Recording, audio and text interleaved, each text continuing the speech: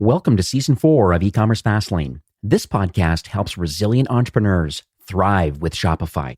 And now, on to episode 148. You're listening to E-commerce Fastlane, the podcast show to help you build, manage, grow, and scale a successful and thriving company, powered by Shopify. Listen to real conversations with partners and subject matter experts as they share proven practical strategies, platforms, and the best Shopify apps to help you accelerate your business. The time is now for you to improve efficiencies, grow revenue, profit, and lifetime customer loyalty. Please welcome your host, startup founder, and strategic advisor, Steve Hutt. This episode is brought to you by Yotpo SMS Bump, the leading SMS marketing solution for Shopify brands that are looking to build a top revenue channel. Delivering unbeatable conversions and click-through rates, SMS Bump will help your brand cut through the noise and boost sales. With SMS Bump, you can build powerful remarketing automations to recover abandoned carts or even reactivate customers who haven't shopped in a while.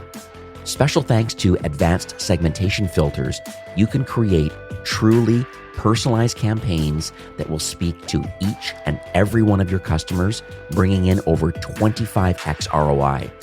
You can engage in one-on-one conversations with customers and give them the personalized experiences and tailored support they crave. What's also great about SMS Bump is their integration with key partners such as Zendesk, Klaviyo, Just Uno, and many more, including Yotpo's other solutions. Your audience can enjoy an always-on, omni-channel experience on the channel they prefer. It's incredibly easy to download SMS Bump for free and set it up in less than 5 minutes. This is the only text marketing app you will ever need for your Shopify brand. And now, as an E-commerce Fastlane listener, you get a 1-month free trial on their paid plan. So check them out today. Click the link in the show notes, visit the Shopify App Store or ecommercefastlane.com/SMS Bump and see why over 90,000 other brands choose SMS Bump. Well, hey there, it's Steve, and welcome back to the E-commerce Fastlane podcast. Now, if this is your first time listening, this is an e-commerce show where we have honest and transparent conversations about building and thriving with your store powered by Shopify or Shopify Plus.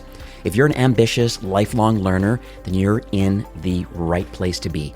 New episodes are available twice weekly with your favorite podcast player like Apple Podcasts, Stitcher, Google Play, Spotify, and many more.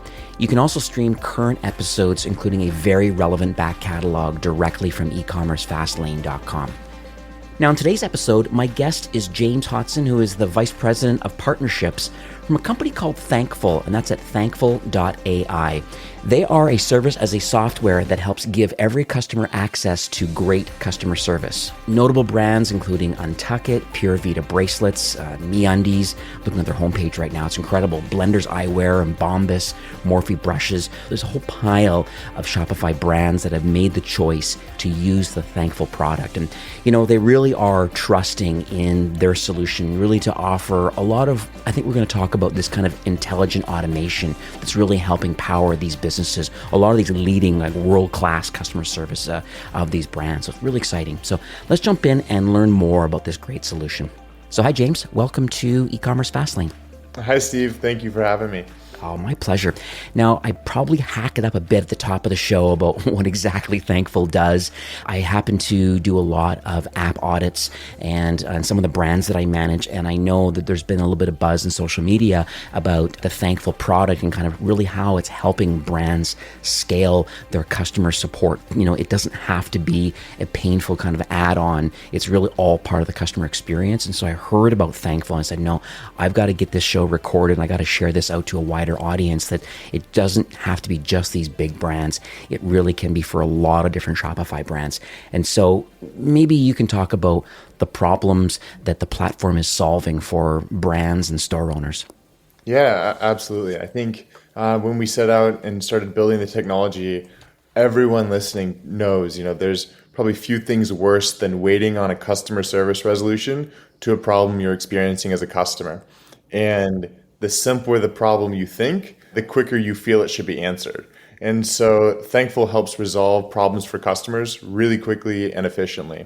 We're solving for a lot of that pain and sorrow and desperation that customers feel when they're forced to interact with the antiquated old customer service tools that are in the market right now. Yeah, I've noticed, like, I'll give an example that I see quite often. Like I said, I have quite a large book of business that I manage.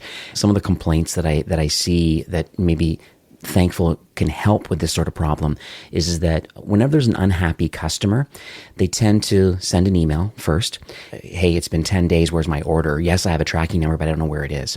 And then they're not getting a fast enough response. So next thing you know, they're trying to call, but then that's not working, and or it goes to voicemail. And next thing you know, they're on social media. They're DMing you and messaging you, and they're doing lots of craziness. And all of a sudden, it turns out to be a much larger problem because with all these different touch points, and it's all just the same issue.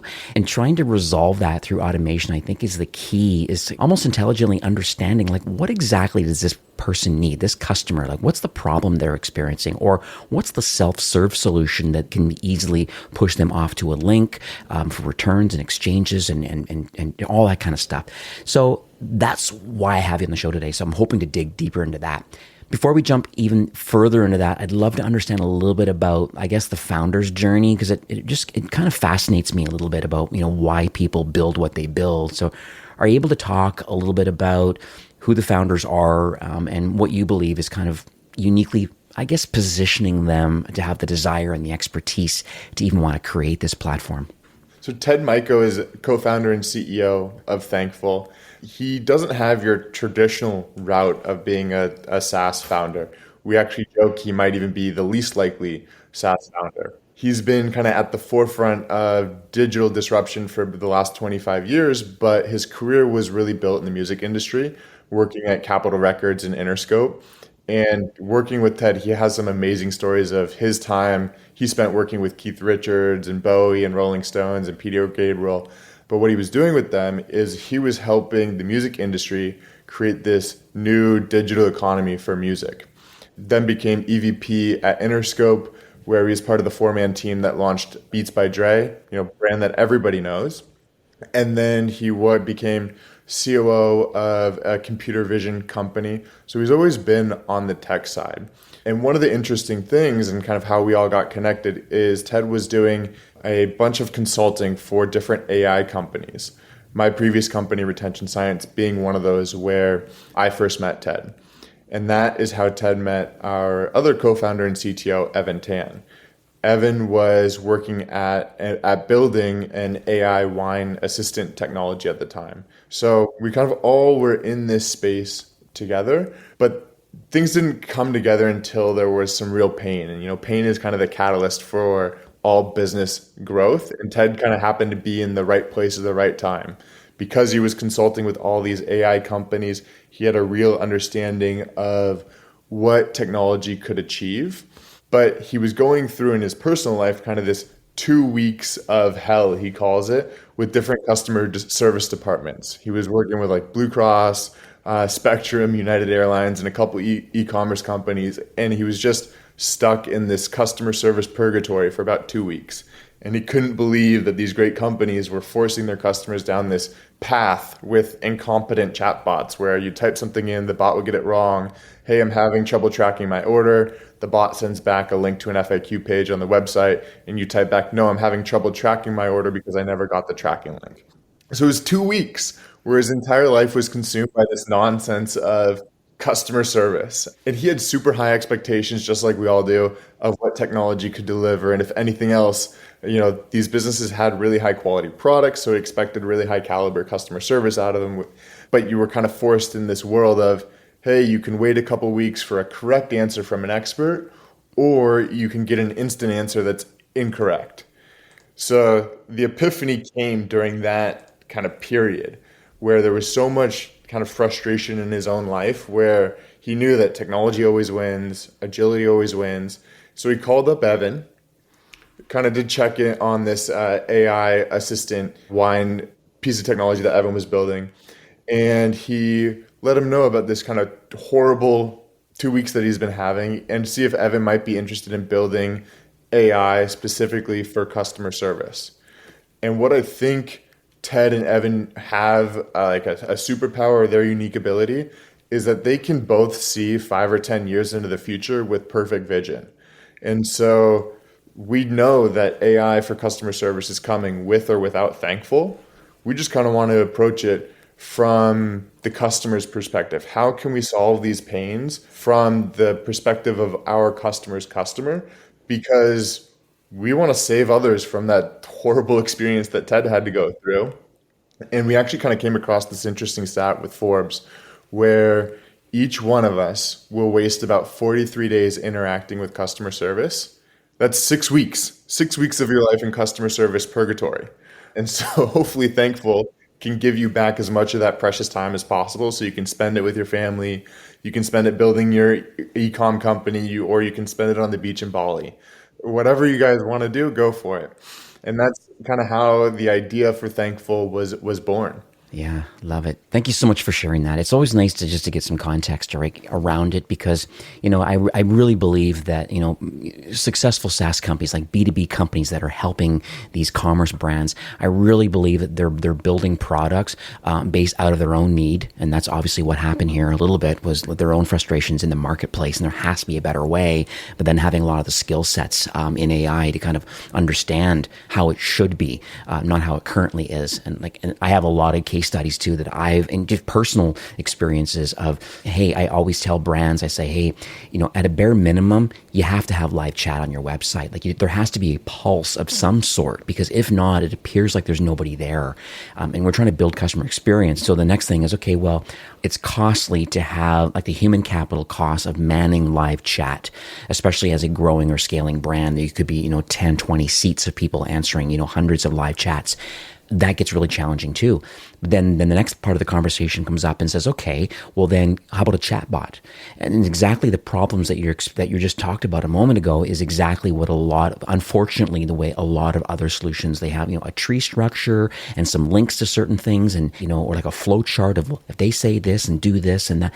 And that's fine to maybe some basic use cases, but I think you'd be really surprised about what the real use cases actually are and what people are actually asking. And I think that's where the challenge starts coming in, where you're right, you get into this purgatory of just going around and around in circles. And I've done it where I've typed things in there. I know it's a bot, has a little icon. It very clearly shows that it's a bot, but I'm trying to find some information, or I'm trying to find do you ship to Canada? It's all I'm asking, but they're just unable to give that answer. And so I'm really hoping that that's where Thankful is kind of fitting in. I believe it's kind of an add-on to an existing CRM. I don't think we're replacing that, but at least it's I guess it's almost the first point of contact when someone hits the website is the Thankful solution is the one that's kind of reveals itself on the website. Right. If we can help kind of usher in that customer with some intelligence on top of the help center and offer up that 24/7 support, that's a great thing at 2:00 in the morning. You don't have to be manning the chat on your website. You can keep that pulse going. Now, what about the customer service in general? Do you believe there's opportunities today? Some people can't afford the human capital component of having live chat manned. And then there's the outsourced component, which is, certainly costly too, but then there is your solution. So I just would love to understand a little more about maybe what the opportunities are for Shopify brands, maybe in today's climate, to improve their customer service. Sure. And you don't have to use Thankful for all these things that we would talk about. I generally think, service is the last thing that a company thinks about. It's often the messiest, it's often the oldest, and it's often perceived to drive no revenue. And we're starting to see revolution in that whole concept. We're starting to see service being, the main differentiator, the defining characteristic of a brand. Because a lot of these e-commerce companies are selling similar products at similar prices. So it's service where you can potentially win. And that expectation gap of what service is being delivered is widening. And this movement's happening with or without Thankful.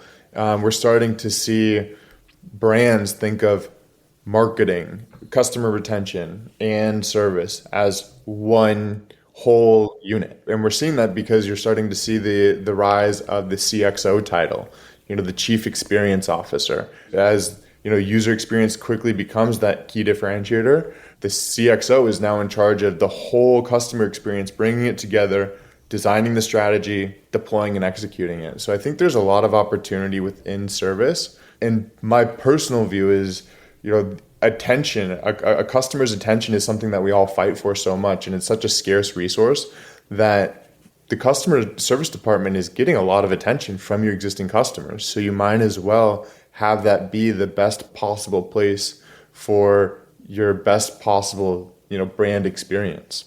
What's interesting too is that, when you add a CRM, because there's some great CRMs out there that connect to Shopify. I think even recently I had on Gorgeous on for the second time, and they're quite a popular CRM. How do these two work together? Because I think one thing for people listening today is they sometimes they get a little bit antsy because they have an existing tech stack that they're happy with. So how does Thankful, let's say, and Gorgeous kind of work together, as a union? So we can integrate with any existing help desk, and definitely agree. It would be a huge, huge task to rip out a tech stack to replace it. Our kind of thought when we started building the product is we interviewed a bunch of brands and asked, what would be helpful for them. And their response was, hey, can you build a better mousetrap? And we kind of quickly abandoned that idea. And we started to think about it from the customer perspective and what do the customers want? And so when we started to think about where are the customers living, you mentioned Instagram early on, they are DMing brands over Instagram, SMS, chat, WhatsApp, Facebook Messenger. They're in all these places. And so when we come back to these brands, we say, hey, we designed this solution that's an AI agent inside of your help desk. It's right alongside your human agents. It can answer all the tedious, repetitive requests that you can get, and we can train it to answer anything you want. When we tell brands about this, they're like, oh, I didn't even think about that. I didn't know that was possible. Yeah, I really want that. I'd argue that AI is a pretty hot topic. I mean, maybe even a buzzword, I think, in today's climate right now. And, so let's maybe dig into that side of this conversation about, how can customer service departments maybe apply some of these AI technologies that are available today, and then how can that apply to their Shopify business? This is my favorite topic to talk about. There is a lot of buzz around it. They need to know that they're doing it, but they don't necessarily know what to do. And I think too many businesses are fearful or have the mindset that it's all or nothing with AI. And the reality is you can kind of incrementally start to automate things and start to use AI. And so at its core, what are machines really, really great at? They're really great at tedious, repetitive tasks. What are humans really bad at? Tedious, repetitive tasks, right? They don't like it at all. We found a stat that CX, representatives spend 90% of their time doing the exact same types of things. And so as a brand, you can think about what are those really common questions that you're getting asked by your customers, and how do you apply automation to it? And so things like track order, do an exchange, send a tracking link are all things that we can start to automate for these brands. And we can let humans continue to do the meaningful, higher quality work that maybe, is a really complex customer service inquiry that needs to be taken care of with some empathy and some thought versus, hey, just check if my order shipped from Shopify. Now, how do you evaluate the AI? Because I think there are, like I said, this is a buzzword, I believe. From what I understand, I went over to Google right now and just typed in Google Trends, just typed in AI, and it's definitely trending. But I think there's a lot of confusion around it, and I agree with what you're saying too, that it doesn't necessarily have to be an all or nothing methodology, because sometimes I think brands are scared a little bit about having a bot be the only point of contact with a potential customer. They're almost, that was one of the feedback I got from one, fairly large brand in the $20 to $30 million range. They said, we're scared a little bit. We have 100,000 subscribers on our monthly subscription product we have. So we have a lot of customers. And so knowing that, we don't want to have a bot to take care of these sort of things. We want to have that extra TLC in that layer. That's why we're not having live chat on our website right now, because we're just not sure how to deal with it, because we know that if it's not great, it's not going to enhance our customer experience. So knowing that, this is some of the anxieties of some brands that say, no, I don't want to have this thing running full time and answering on my behalf because I don't believe it's going to be correct, or it's not trained right, or trained by somebody else. And I think there's nuances to every business. I mean, just because you're knee deep into this stuff, I just love to understand, pick your brain a bit about, maybe give some guidance maybe to how do you evaluate AI, and then how could you apply it towards a business? AI comes in many different forms, and at its core, I like to see, is the technology learning? Is it solving a problem? And is that being demonstrated by the machine? Because we do see a lot of AI not being actually AI. What we do, it's called deep learning, and the subclassifier is natural language processing. To be honest, I don't really care that much about the term. I care more, does it do the magic trick that we set it up to do? And so we're trying to make sure that we can adapt and take the right actions based off of the right intended meaning from the customer. I think there's a really great example with someone that says, let's take a real life customer order example. If you're just doing it with a bad AI that was maybe just keyword based, and someone said, hey, I'd like to return my jeans for a size larger. And the AI sends back, okay, here's a FAQ page for how to return your order. But the reality is that customer doesn't actually want a return, they want an exchange. But the word exchange never appeared. And so we're training our system with our NLP to understand that the intent of that customer is actually to exchange her current size jean for a larger size jean, and we handle it completely differently. And so we're seeing, an 85% success rate on keyword versus what Thankful is doing. We're seeing a 99.98 success rate. We're getting like 1 in every 1,000 wrong at this point, versus if you're a customer with 100,000 subscribers and they all write in, that'd be wrong 15,000 times. With this AI then, just so I'm clear, because I think that's the problem though, was like a lot of people, they tend to bundle AI and machine learning. It's kind of talked about as the same thing, but you just were suggesting that it's not, because there's some parts of do you understand this natural language processing you said, and then the deep learning part, and then training the AI. I guess there's some basics that are part of the framework, but then, like I said, every business may have their own nuances. Can you expand a bit on that, just to share with the audience, just of what exactly you mean? So there's AI, there's machine learning, there's deep learning, but then there's the kind of the bot training side of the business. Yeah. And if anyone has ever purchased an AI-based product and they had to train it themselves, they know how hard that is. Every single one of these Shopify businesses has some nuance and some unique aspect to them. And so we have to train our AI based on that particular business. When we first started out building our system, our wheelhouse was really only 1 or 2 problems that we could solve, and the customer had to type just the right thing for us to get it. Otherwise, we would completely leave that ticket alone because we couldn't understand it. And so there's that kind of network effect of learning that goes in as we see a higher volume of tickets and a higher variety of customer write-ins, we're able to understand more and more. And so that breakthrough kind of aha moment for us was when the AI was able to correctly respond to a customer who had a very complex ticket, and I got that ticket wrong, or Ted looked at the ticket and couldn't understand what the customer was wanting. And that was actually really amazing, and now it can do that in a repetitive fashion. And so that's the training aspect that is so important, where many AI branded, kind of quotation mark companies are just using the buzzword, and they're not really taking action. They're not really learning. There's no adaptation going on, if that makes sense.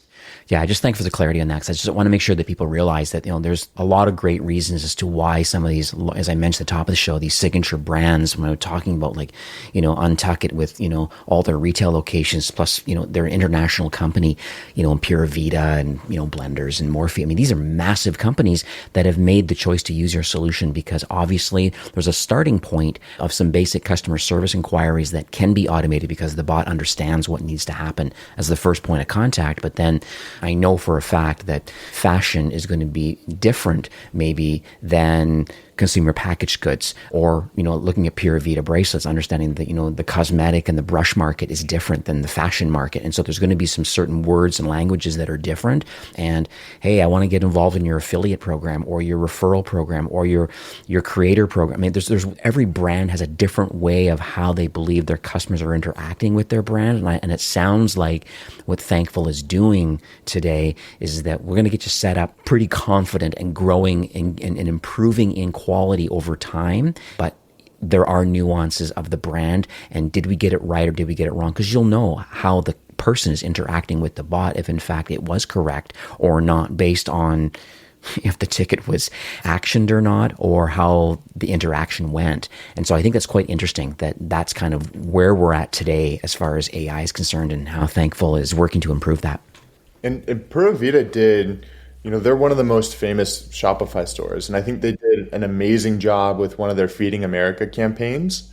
And they did so great at that it spiked their ticket volume like 150%.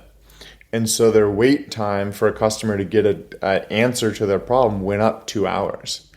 And so there was no way for them to hire and onboard and train new agents to answer those customer service requests as fast as they needed. And so they deployed Thankful. We started resolving about 30% of the track order requests and then about 50% of the missing package requests.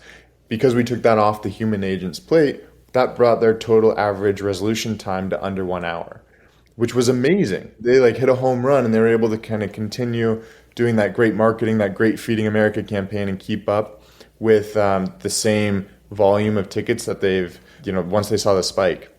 And I think Bombas was a very different use case, but also a very similar result. Their business is set up around their happiness guarantee. And so they offer up free returns with no time limit, which is a wonderful, wonderful policy to have. But they also get a large volume of returns and exchanges. And so it caused a big point of friction in that return process, just because the agents were having to create labels and, ask for return authorization forms. And so Thankful kind of took on the order tracking and the repair requests, which were the easier ones. And so we were able to decrease their total ticket volume, again, because the AI is really just automating the ones that are highly repetitive and easy to go after. All right, well, let's chat a little bit about maybe more advice now for some brands, because I think, this show has a very diverse range of entrepreneurs that listen each week. I mean, there's some people on the Shopify core plans. There's lots of people listening there on Shopify Plus, different maturities and complexities. But from your vantage point, I just would love, just because I think you have access to a lot of great Shopify brands of all sizes, and I think you probably know what success looks like. And I just would love if you could maybe share some advice. People listening today, they're looking to grow and scale their business. They can appreciate maybe the benefits of AI, having a bot. They're just not sure where to go next. Just would love to hear your feedback about what does success look like? What does great look like today? And how can people go after it? I'll give you a little setup on how I think about it. Well, I launched my first Shopify store in 2010 selling footwear and grew that to about 2 million in revenue. And so I like to think of kind of the game of e-commerce as one giant math problem. And so if you're selling a product you love, your product is actually really great, and you're probably eager to sell more of that product. And so in the early days, it is really laser focus on that lifetime value and your cost to acquire a customer. And your lifetime value, I think today, should be about 5x your cost to acquire. That should kind of determine about being a healthy business. And if you can do that, you can continue to invest in every other aspect of your business, because the customer expectations continuing to go up. You guys all have to keep up with Amazon, right? Because they're delivering the best experience at the moment. And we're seeing that now leak into service, which is usually the last thing that companies think about. When we were doing Tweak Footwear, we had 40,000 customers. We managed it on an Excel spreadsheet, and we did it within Outlook Messenger to make sure that we at least answered our customers.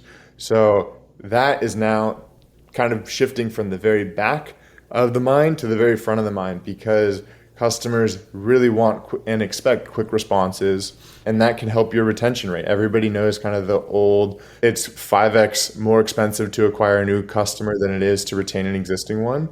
And so when you have that customer's attention, they're writing into you about where their order is or what size they should get, you should absolutely give them kind of the most love that you possibly can during that time.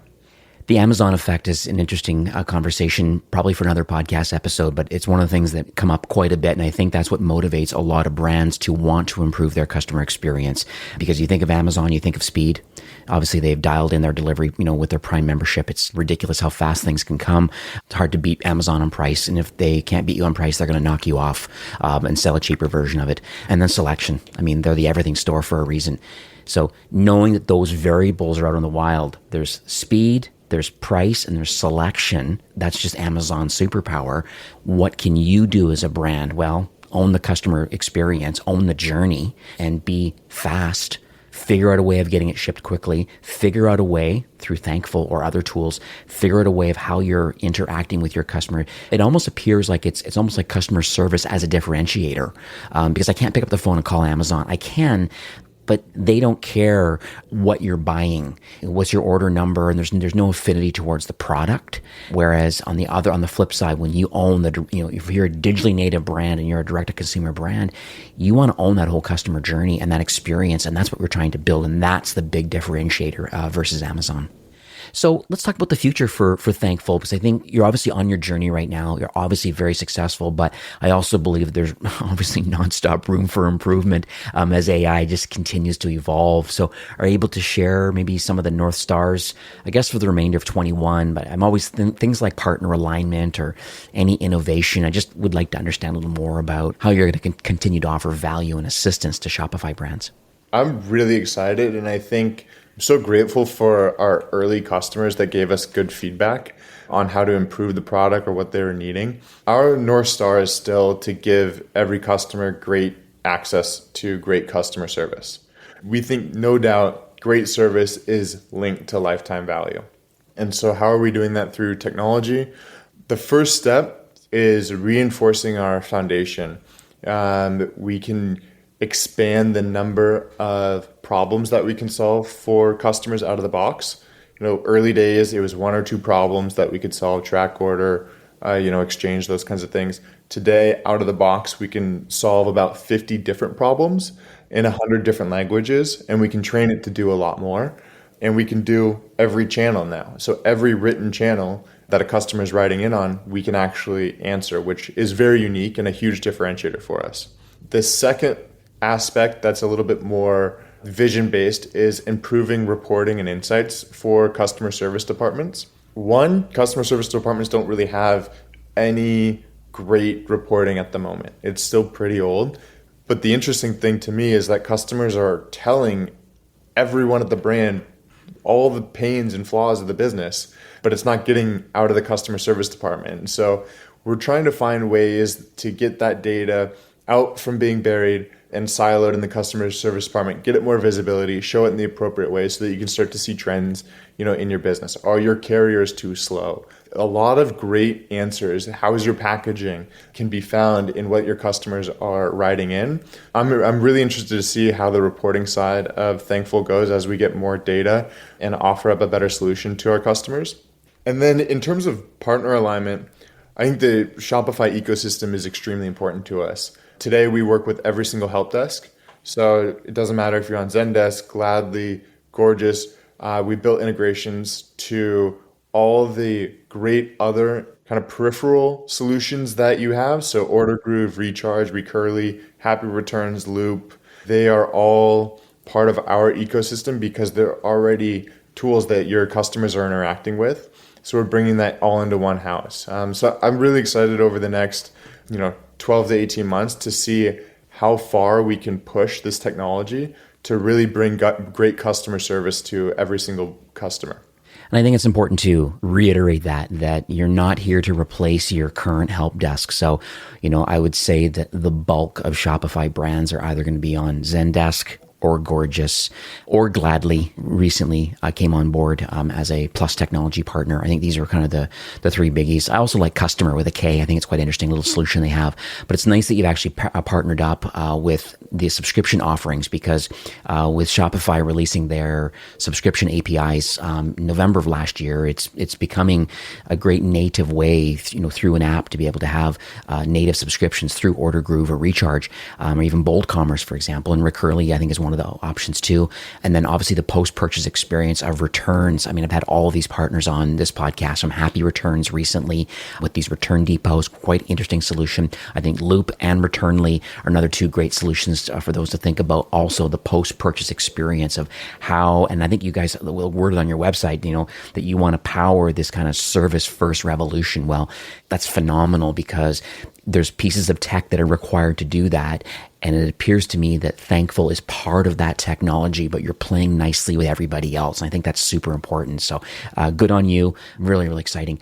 So how can people learn more about the Thankful solution and any kind of, case studies and things like that? So all of our case studies are available on our website, Puravida, Blenders, MeUndies, Bombas, and we have a handful more coming. Everything's available at thankful.ai. And that's pretty consistent across LinkedIn, any of the other places that you might be searching.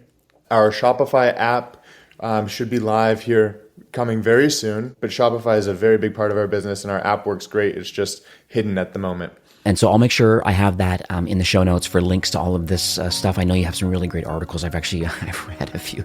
They're really insightful. Some of the case studies, because they get into the nitty gritty of like why do they choose this platform? What problem were you trying to solve? And then the fact that you solved it, and then what that meant in revenue lift, in the customer experience lift, the efficiency lift of time to be able to do other more meaningful tasks, and let the bot start off at a certain level, and then from there just get better and better and better based on. So it sounds like over time you certainly get much better based on the case studies that I've had a chance to have a look at. Also, we did talk offline before recording today, and I understand that you would like to, share an offer for those listening today. Absolutely. So anyone listening today, just mention that you heard the podcast, and we'd like to offer you a pair of Blenders Eyewear if you're interested in looking at the Thankful platform. And the reason why is you can actually interact with Thankful when you want to track your order for seeing when your glasses are coming. And as part of that, if you're interested, we'd absolutely would love to do an impact analysis for your store and make sure that we can take a look at your existing customer service flows. And this will be done by our in-house experts who have seen hundreds of brands. That's great. Thank you so much for offering that. So what we'll do then is I'll have ecommercefastlane.com/thankful. That will be in the show notes. That will redirect you to the Thankful landing page for this offer. I think it's a great idea, actually, to have the Blenders. I never thought about that, about offering a free pair of sunglasses in exchange for, number one, getting some sunglasses, because at least in North America now, things of spring's here. I think this is great for spring and summer. But number two, just really interact with Blenders Eyewear directly. Where's my order? And see how Thankful is actually working for real life case studies. I think that's pretty neat. I think the impact analysis is great, because I think maybe Thankful is not for everybody. I mean, it depends on your maturity level and and just kind of where you're at in your business. Some people, there's lots of maybe low-hanging other fruits that I might need to be working on. Hence why I have this podcast, because it just depends on where you're at. But if you're already moving along your journey and there's already sales, but you can see there's a backlog, or you feel that you really want to differentiate yourself in the marketplace by just having this incredible kind of service first, as you guys call it, this service first kind of customer support, then I think Thankful might be a great opportunity to at least have them audit your workflows and your customer service flows and customer experience flows, and going, aha, we believe you're doing it well, but maybe you might want to consider X, Y, and Z, and or maybe with our solution too as an option. So I think that's great. So thank you for offering that. Thanks for jumping on the show today and sharing the Thankful opportunity. I'm really excited for kind of where this is headed, and once again, sharing your knowledge and your vision, and just appreciate you giving back to the Shopify ecosystem. Well, absolutely. Thank you so much for having me. What you're doing with e-commerce Fastlane is tremendous. I think it's really helping push the boundaries of what e-commerce is doing. And I've been a Shopify nerd since the beginning. So thank you again for having us. My pleasure. All right. Have a great day. This episode is brought to you by Yotpo SMS Bump, the leading SMS marketing solution for e-commerce brands looking to build a top revenue channel. Built for compliance, SMS Bump helps you recover carts, launch targeted campaigns, and engage in truly conversational commerce. Join over 90,000 businesses that use SMS Bump to build meaningful relationships with their customers and sell online. So check them out today. Click the link in the show notes, visit the Shopify App Store or ecommercefastlane.com/SMS Bump and see why over 90,000 other brands choose SMS Bump. Well, that's it for today's episode. I'd like to thank you personally for being a loyal listener of E-commerce Fastlane. It's my hope that this podcast is offering you a ton of value through growth strategies, tactics, and exclusive insider tips on the best Shopify apps and marketing platforms, all with my personal goal to help you build, manage, grow, and scale a successful and thriving company powered by Shopify. Thanks for investing some time today and listening to the show. I'm so proud and excited that you have a growth mindset and are a constant learner. I truly appreciate you and your entrepreneurial journey. Enjoy the rest of the week and keep thriving with Shopify.